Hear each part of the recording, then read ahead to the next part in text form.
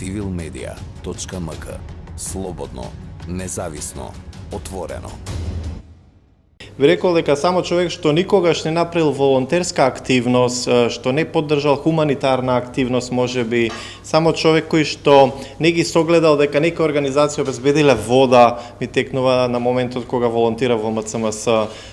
за низа села што се знам Нада Рачиново, или само човек кој што не знае дека ако не беа зелените организации во Велес, топилницата се уште ќе го загадуваше градот, би можел да даде овакви коментари. И затоа денешниот говор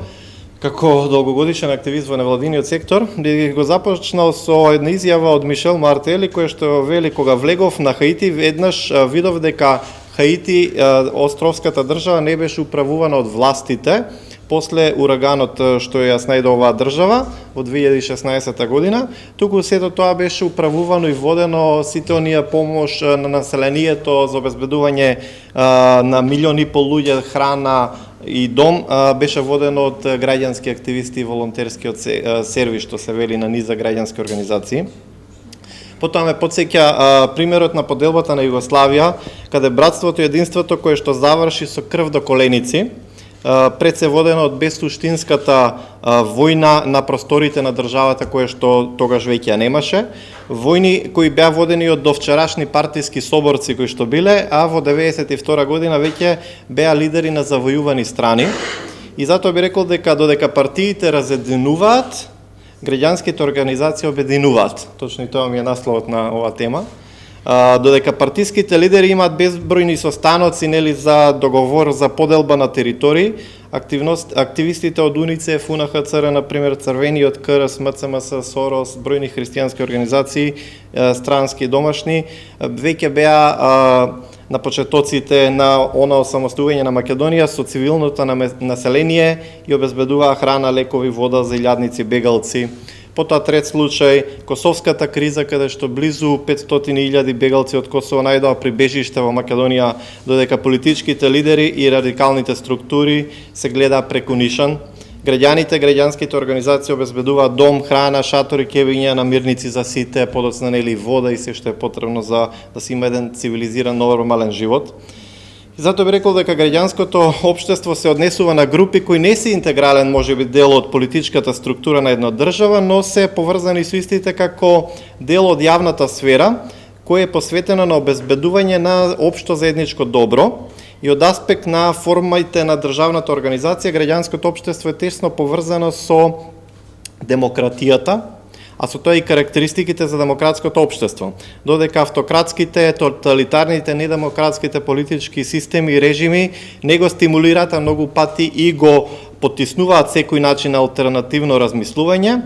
тука и го овознеможуваат, што се вели, развојот на граѓанскиот сектор, би рекле дека политичките и воените структури знаат да креираат тоталитаризам, граѓанското општество е тоа што прави трансформација во се околу нас. Енергичното граѓанско општество може да предизвика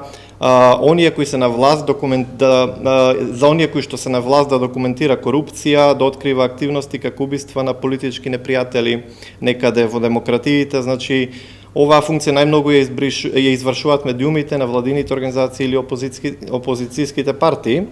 додека во рамките на политичката улога која играат организациите на граѓанското општество представуваат и противтежа на државите и коруптивната моќ, со тоа се есенцијален столб кој што промовира транспарентност, отчетност и други аспекти на оно што се нарекува добро владење,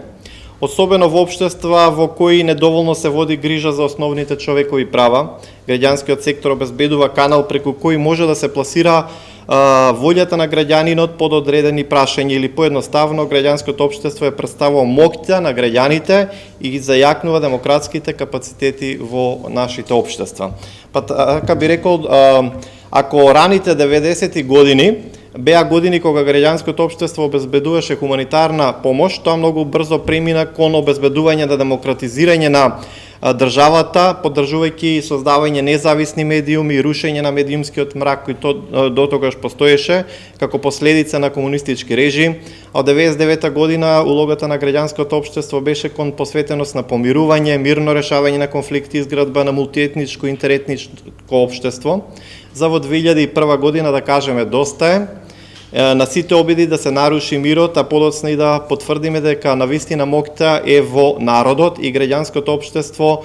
и како граѓанско општество да помогнеме на политички субјект да биде дури и одстранен, што се вели, бидејќи пречеше во тоа време и да создаде рамка во која може да има многу добра за сите. Поддршката, значи, на тие процеси, изградба на капацитетот на институциите, борба за правично судење, борба против зависности, транспарентност и борба за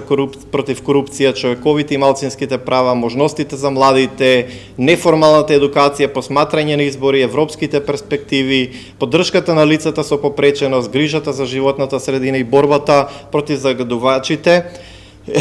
се до она прва еколошка револуција зелена што имавме во Велес против топилницата, се само оној мал дел од она каде што имаме најголем импакт како граѓанско општество. Ален Лероа, се сеќавам, во 99-та година, представникот на Европската Унија, на нас децата, тога што се вели, од детскиот парламент, кој за еден ден ги заменувавме во зрасните парламентарци, ни рече: вие сте таа генерација која што Македонија ќе ја внесе во Европската Унија. Не тогашните политичари и не политичарите,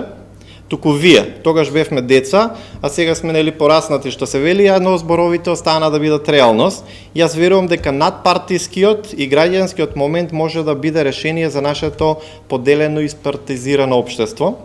А граѓанското општество и надпартиското обединување може да бидат предводникот кој ќе донесе европска перспектива на нашата држава и може да допринесе за возможна дигитализација и реализација на зелена агенда, еколошки одржлив туризам и замена за фосилни горива со обновливи извори на енергија. Иако бевме нарекувани петата колона и за малку ќе бевме прогласени како персона на Онграта, се сеќавам во 2001-2002 година, сепак ние може да согледаме дека многу добра се креирани или многу добра се креирани како рамки што се вели во кои што може да има повеќе и треба да има повеќе поддршка за да се создаде одржливо граѓанско општество. И можеби сега имаме не голем број на луѓе кои што се инволвирани во граѓанското општество, но на пример Симонида Кацарска ќе забележи дека примерен фактор на ниско ниво на граѓанско учество кај нас е континуирано постоење на комунистичка политичка култура.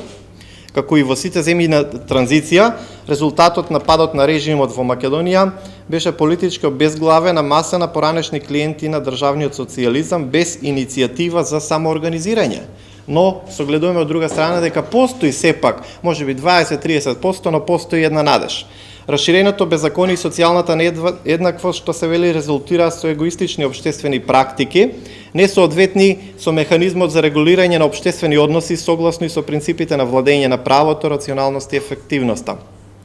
Иако неодамнешно политичките случувања во светот, вклучување порастот на популизмот, овозможија стеснување на просторот, сепак нашите аспирации се дека мора да се продолжи и новите облици на демократија во кои се преминуваат новите технологии можат да ги охрабрат граѓаните да учествуваат во општествено најмногу да ги уживаат промените. Балканскиот регион, иако знае да биде затворен за такви промени, јас сепак би рекол за крај, например, дека Аушвиц не падна од небо, започна со мали форми на прогон на евреите, се случи, значи може да се случи насекаде и затоа мора да се бранат човековите права, граѓанското општество и демократските устави. И 11-тата заповед би била да не се биде рамнодушен, да не се биде рамнодушен кога гледаме дека постојат и се создаваат историски лаги, да не се биде рамнодушен кога одредено малцинство е дискриминирано, да не се биде рамнодушен кога моќта прекршува социјален договор или наштетува на граѓанското општество. И затоа ете од мене повик до сите што се против граѓанското општество, повелете, вклучете се, волонтирајте или бидете барем дел на некоја хуманитарна активност и ќе ја согледате разликата и ќе дознаете што на вистина граѓанското општество е. Civilmedia.mk. Слободно, независно, отворено.